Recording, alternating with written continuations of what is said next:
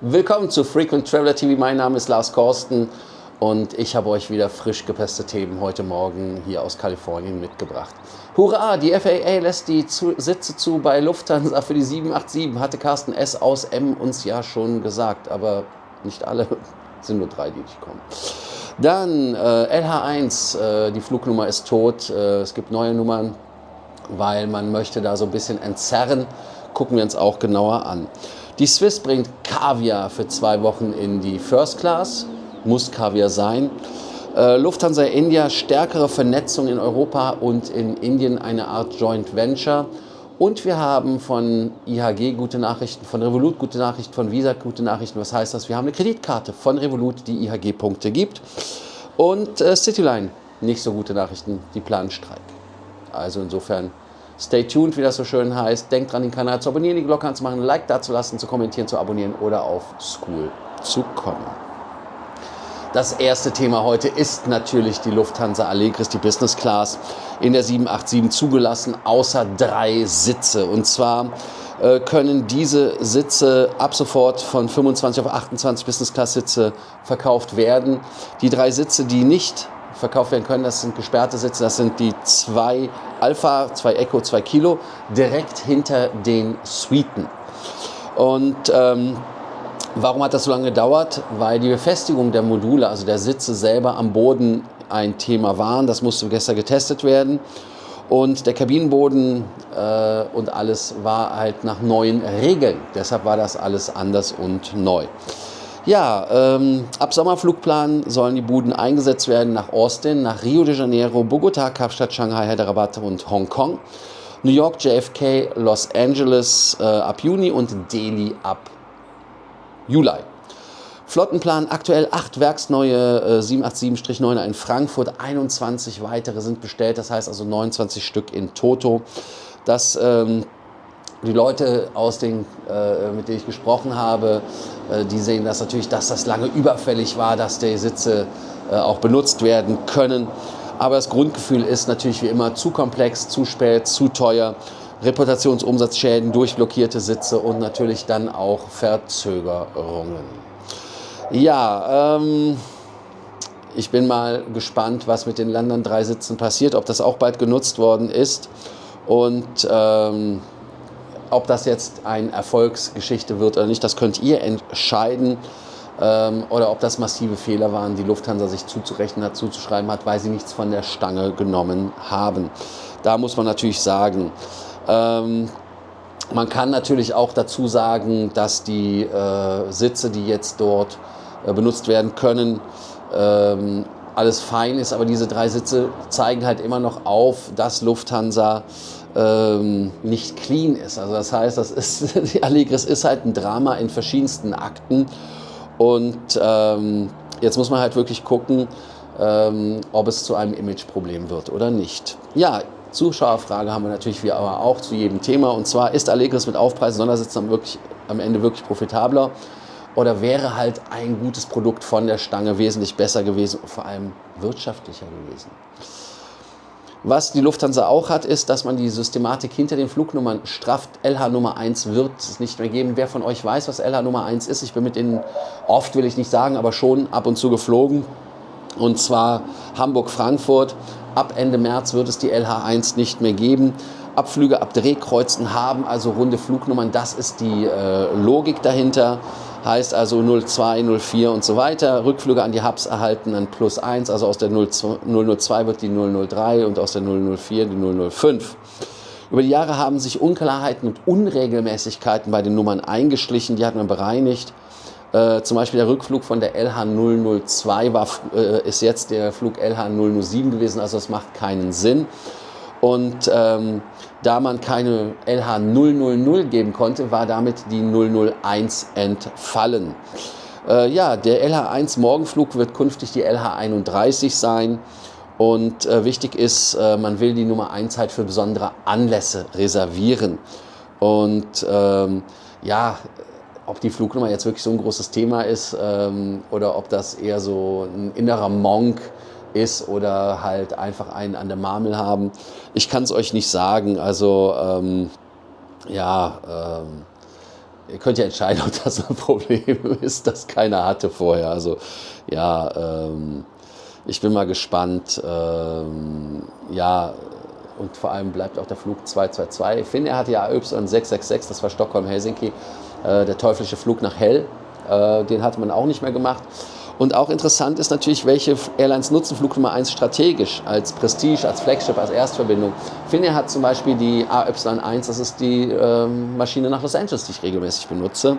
Nur so als Hinweis. Also insofern ein Luxusproblem am frühen Dienstagmorgen hier in Kalifornien gelöst. Swiss bringt Kaviar in die First Class, auch das ist ein Problem, aber nur für 2 Wochen. Also das mit 2 Wochen ist ein Problem für viele von euch, für mich nicht. Ich esse ja kein Fisch oder irgendwas in der Richtung, deshalb ist das für mich kein Problem. Heißt also, man serviert vom 18. bis zum 3. März wieder, also 18. Februar wieder Kaviar in der First Class. Das ist dann die Connoisseur Experience. Und der Geltungsbereich ist natürlich nur ab Zürich und Genf. Abgehende Langstreckenflüge ist auch klar. Und Produktidee ist halt, dass man 3 Kaviarsorten hat, eine Kaviarverkostung über den Wolken. Das ist das Geile an der Geschichte. Normalerweise kein Kaviar als Standard. Stattdessen gibt es ja diesen Barley, Lachs und Schweizer Fleischspezialitäten. Und Swiss beschreibt den Hintergrund Ona Kaviar, Tropenhaus, Frutig und die besonderen Aufzugbedingungen. Erwähnt wird unter anderem der Kaviarmeister Jan Perrat und die Herstellung ohne Konservierungsstoffe. Und Swiss sagt auch, es gibt weltweit nur wenige 100 Kaviarmeister. Jan Perrat ist einer von ihnen. Und wie ist das jetzt? Ist das jetzt gut, dass man Kaviar hat, für 2 Wochen zumindest? Seid ihr so Kaviar-Fetischisten? Ist das einfach so wie bei McDonald's, sei es China-Wochen dann für 2 Wochen oder 3 Wochen, 4 Wochen, ich weiß gar nicht.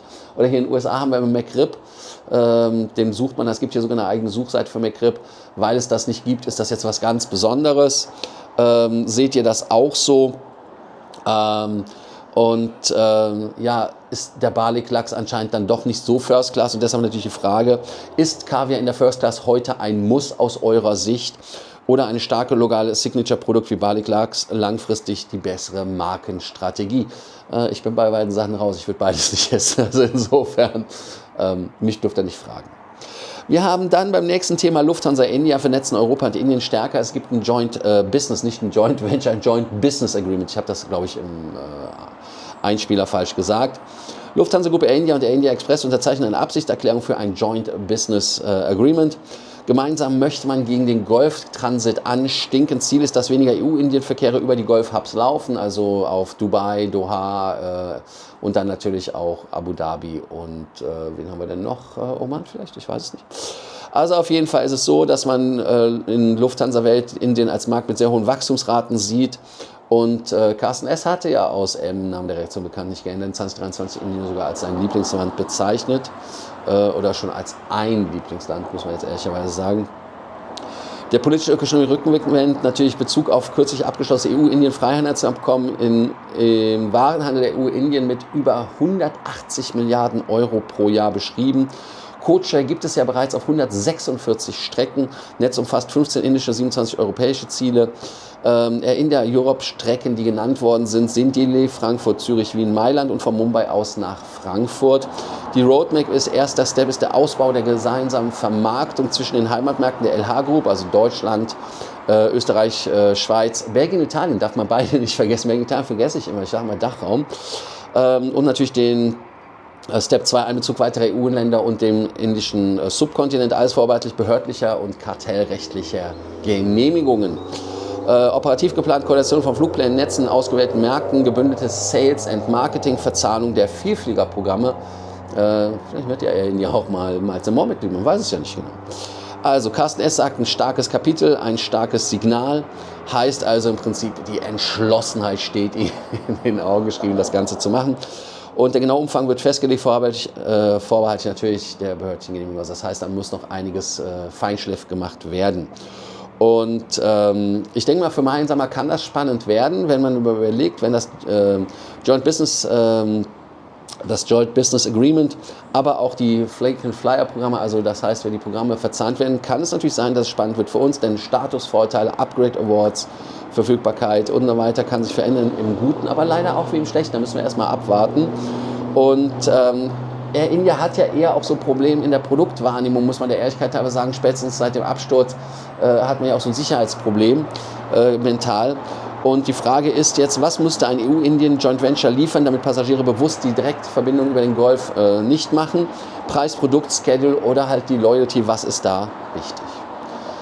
Ja, beim nächsten Thema geht es um die Vereinigung Cockpit. Die haben wieder Streik angesagt mit der City Airlines. Die sind ja unhappy. Und da gibt es natürlich dann auch von der Vereinigung Cockpit mit dem VTV, also mit der Vergütungstarifvertrag-Geschichte, ist man gescheitert. Und die Urabstimmung diese Woche gibt da ein genaues Bild. Ich denke mal ganz klar, dass sie dafür entscheiden, weil die haben ja nichts zu verlieren. Die stehen mit dem Rücken an die Wand von der Cityline. Und man lagert die Hubvernetzung ja an City Airlines aus, die übrigens untarifiert sind. Die Arbeitgeberseite haben Erhöhungen nur akzeptieren wollen, wenn sie an anderer Stelle kompensiert werden.